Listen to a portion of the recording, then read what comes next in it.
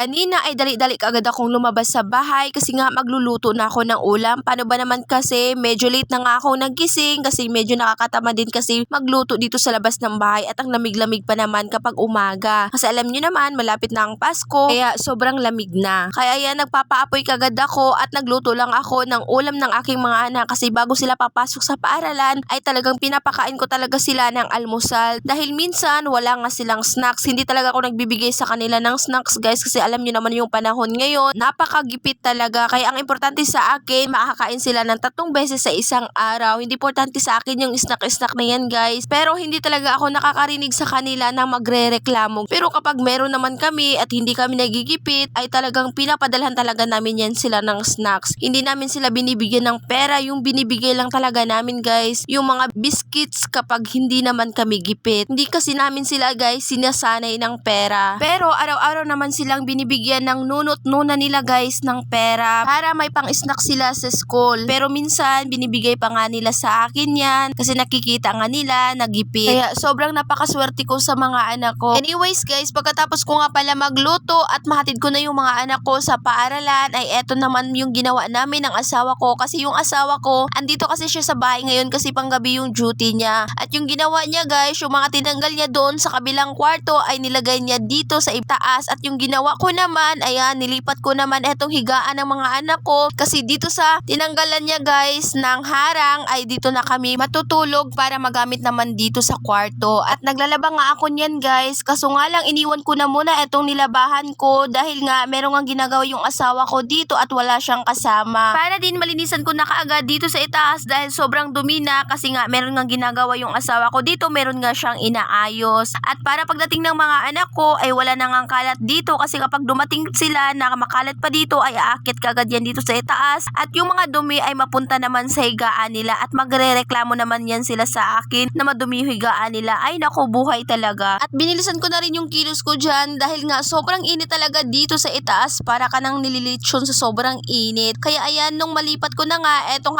higaan nila ay binalik ko naman etong mga kutsyon at etong sapin kasi nga hindi muna ako magpapalit ngayon ng sapin dahil kapapalit ko lang naman nung isang araw at hindi ko pa naman nalabahan yung sapin na tinanggal ko nung isang araw kasi kapag labahan ko yung guys, nangangailangan talaga ako ng maraming sabon. Ngayon guys, kulang yung sabon ko kaya yung nilabahan ko na lang muna ngayon yung mga dark color at yung mga sapatos ng mga anak ko. Tayong mga nanay, hindi talaga tayo nauubusan ng mga gawain dito sa bahay. Yung tipong kakatapos mo pa lang sa mga gawaing bahay at maya ay meron na naman pero laban lang alaksa. At nung natapos ko na nga yung gawain ko dito sa itaas ay bumaba naman ako at tinapos ko naman yung gawain ko dun sa baba sa paglalaba ko ng mga damit at sapatos ng mga anak ko. And that's it for this video. Thank you for watching.